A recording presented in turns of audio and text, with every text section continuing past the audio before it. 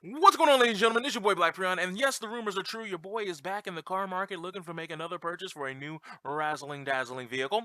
And with that being said, I found a reviewer, one man who has transcended all other automobile reviewers, Mitch Miles Murphy. If you are looking into Consumer Report and you have not found this man, you are doing yourself a civil disservice if you're looking into getting into the automobile game. Now that being said, I'm looking into getting a new Dodge Challenger. I'm thinking, I might just treat myself. You know what I'm saying? So in this review, it was very comprehensive. It brought everything down to a very minuscule level. It brought everything down to a bite-sized and easily conveyed level in which he told me everything about the ride height, the customization features, the colors, the stripes. He told me about the interior design and the exterior design.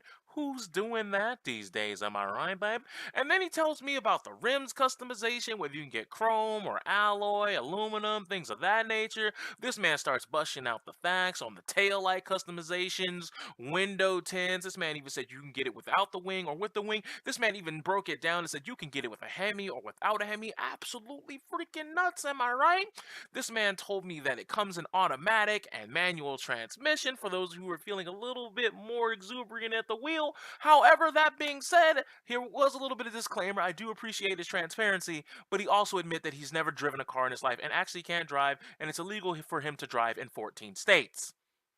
Now, that being said, you may be laughing like, well, who the fuck would take a review from that? Well, that brings me to games journalism, right? I mean, we got people out here who don't know how to play video games, can't get past the title screen of video games, say games are almost impossible, and then they try to sit here and give you their opinion on a video game as if it's supposed to help you come to some sort of, oh, I don't know, educated decision on whether the game is good, bad, worth a purchase, a rental, or leave it the fuck alone on the shelf. But that's where we are in 2017, ladies and gentlemen. If you thought that first example was completely ludicrous, but you're still going to a lot of these major gaming publications like Rock Paper Shotgun, Kotaku, and Polygon and thinking that they're just bang up jobs. Well, let me tell you something, guys. Plot twist. Sarcastic comment loading. You're fucking smart. Yeah. But that being said, why am I bringing up games journalism again? Why am I doing that again? We've talked about this a couple of times on the channel, a couple of times on stream. Well, I'd like to thank a lot of people who are watching in the stream right now. However, why we're talking about this is because with Cuphead coming out, there have been quite a few reviews. And look, reviews in this day and age are a little confusing because I'm going to read you an excerpt from one. Now, with that being said, I'm just going to read you various paragraphs from the review, and I want you to get a picture in your head. If someone could say all of this about a game, what score do you think they gave it? That being said, let's dig in. There's no doubt that it's gorgeous, and many people will be drawn to that. However, but that veneer conceals a very niche and hardcore design. You may have gleaned by now that this game is really hard. It's absolutely uncompromising in its difficulty from the outset. No level includes checkpoints, and barring one late game matchup, there is no way to regain lost health. You could hit levels that take hours to beat, and the finale is locked off until you beat every other level on the regular difficulty. In other words, extremely difficult. And don't think that local co-op will ease things up. Dropping in a second player as Cuphead's pal Mugman makes events on screen that much harder to follow. I find it much actively harder with a second player, if anything. In the moment, it's frenetic. But Cuphead's structure is a linear sequence of 3 worlds filled with one-shot levels to complete, and a finale. Those levels can take one of 3 forms. The least common and least interesting, the run-and-gun left-to-right platforming drawn directly takes from the likes of Contra. Barring one that has you regularly flipping gravity to get through, these are both the easiest and least innovative of stages that Cuphead has to offer. They're meant to provide some breathing space from the endless boss battles, but they end up feeling more like a lull. Now, with that being said, they move on to say the one real issue with Cuphead's abilities is the parry system. You can double jump off of any object colored pink, but will take damage if you get the timing wrong. Unfortunately, it feels flimsily implemented, sometimes very generous, sometimes requiring absolute precision. Even having finished the campaign, I still don't feel like I have a true handle on it. There are a few curious design choices that make Cuphead harder in a way that's less rewarding. The default gamepad control scheme, for instance, maps Cuphead's shoot and jump abilities to adjacent face buttons, making them far harder to press at the same time than they ever should be. It's an absurd choice for two actions you'll be using constantly, so make sure you remap one of the default controls to a trigger before you begin. Having to leave the fight entirely to change your ability loadout is also an unnecessary waste of time, and it stands out starkly because every other element of Cuphead is geared towards you getting a retry, a failed bout, almost instantaneously. Certain combinations of attack from enemies feel legitimately unfair. Being pushed to the edge of the screen only to have exploding projectiles spawn off screen behind you, for example, but it must be said that most of these can be dealt with. Similarly, winning a long fought battle simply because of randomization, also known as RNG, made one run much easier than the runs that came before it, and can make your triumph feel a little limp. Worst of all, scrolling levels with randomly placed platforms can become all but impossible through no fault of your own. It is a shame that certain levels feel less like skill test and more like luck of the draw, but that's thankfully a rare problem. One of Cuphead's greatest strengths is that no matter how long a boss takes to beat, I usually emerge feeling a better player from the experience and ready to bring that on to the next fight. This review got an 8.8 out of 10. That's right. Great. Phenomenal. When I read this review, and don't get me wrong, they do spend other paragraphs taking note of the positives. They do talk about the design. But outside of the design, they seem to have very, very, very, very specific problems when it comes to the gameplay. But yet the game still gets an 8.8 out of 10. A lot of the reviews that we're seeing on video games are either misleading or they could shit all over the game in the text, but whatever everyone else has been saying, just to save face, they'll just give it a good score. I mean, we've seen plenty of video game reviews and review sites on IGN and other sites like it do the very exact same thing. But it doesn't stop there, because if we're going to talk about Cuphead in and of itself, well, why not we just get down to brass tacks? You see, there was another Rock Paper Shotgun article that popped up recently that says why Cuphead Simple Mode shouldn't cut content. So let me get this straight.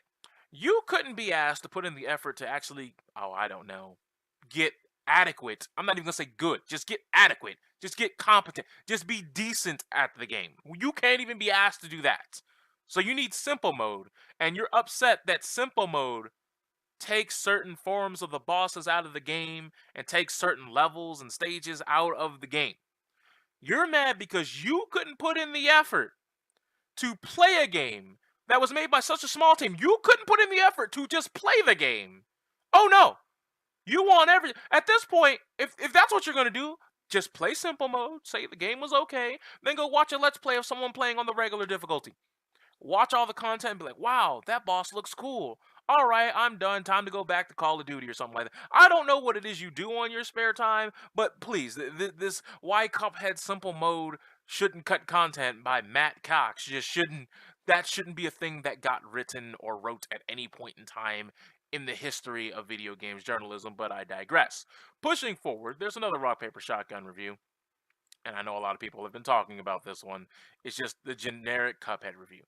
It's a fine review. If you thought I was going to shit on this one, well, I don't know why you were sending this to me. I just thought the review was okay.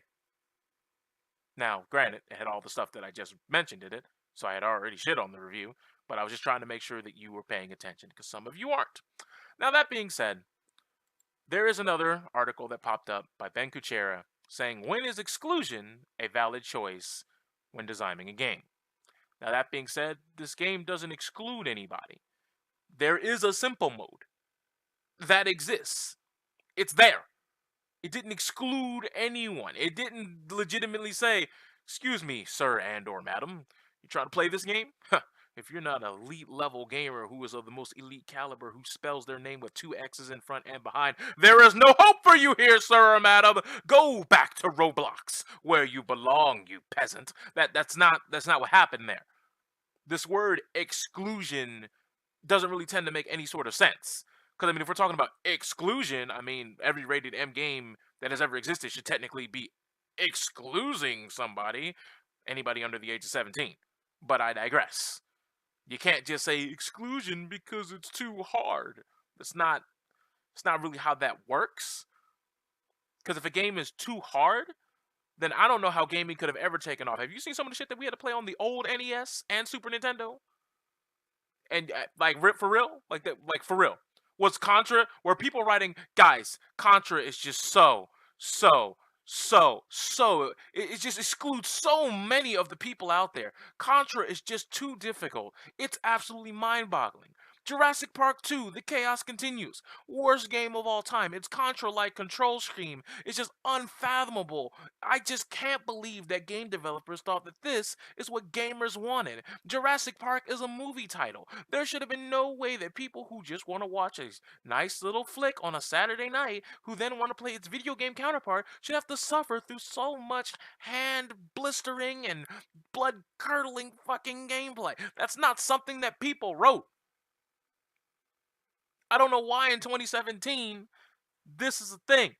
Also, Jurassic Park 2 Chaos Continues, fuck you. That for a whole bunch of other different reasons, but that's a different video. But coming back to these articles, it's a whole lot of hot nonsense. And the saddest part about it is, and I know a lot of you guys watching this video, you're not who I'm talking to here when I say this next part.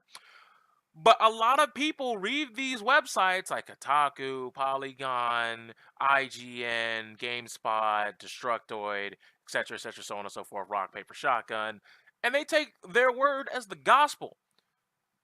My friend Alexis on campus, we over here talking about video games. She throws Rock, Paper, Shotgun. Shut the hell up, phone. Rock, Paper, Shotgun in my face all the goddamn time. She throws an IGN in my face all the goddamn time. And she actually uses these websites to formulate her hypothesis on whether a game will be good or not. And if that's the case, Call of Duty is an original title every year. Every single year, it's one of the most original top 5 games of all time. Granted, when you look at a website in the current day and age of gaming journalism, you'll clearly see that like half the website has advertisement here, advertisement here, advertisement here, and we all know these websites are not going to bite the hand that feeds them. That would be ridiculous. There's an advertisement for the game here, advertisement for the game up here, advertisements all down here, and then you expect them to give the game a 4 out of 10? That's ridiculous. That's not going to happen. That will never happen.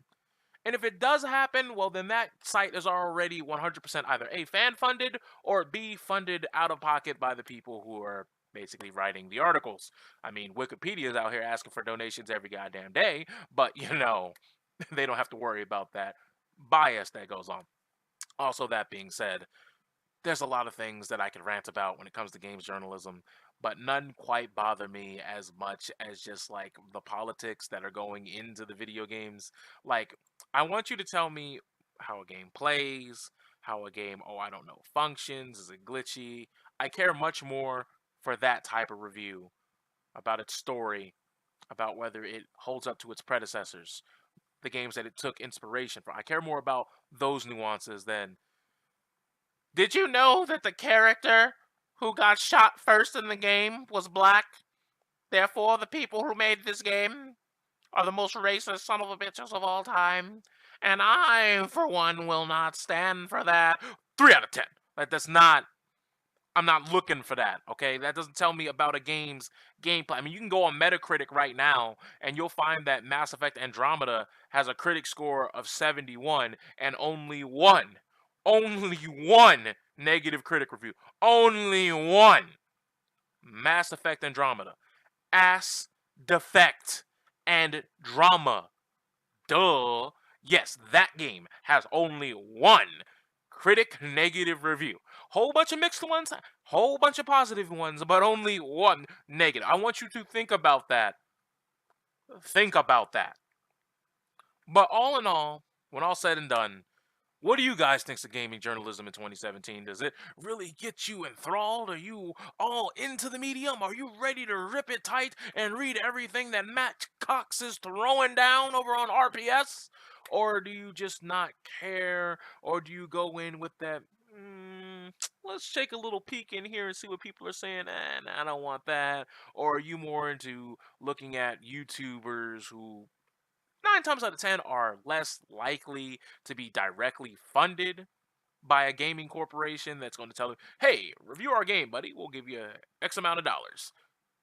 Not saying that doesn't happen because it does, but I'm just saying that it's a lot less likely than, let's just throw all of our ads on the front page and just be like, yes, this website this month is brought to you by Call of Duty. We're going to review Call of Duty. I bet you it won't get a bad grade, even though it's Call of Duty Ghost. But that being said, I've been your boy Prion. One shot commentaries. We out, boys.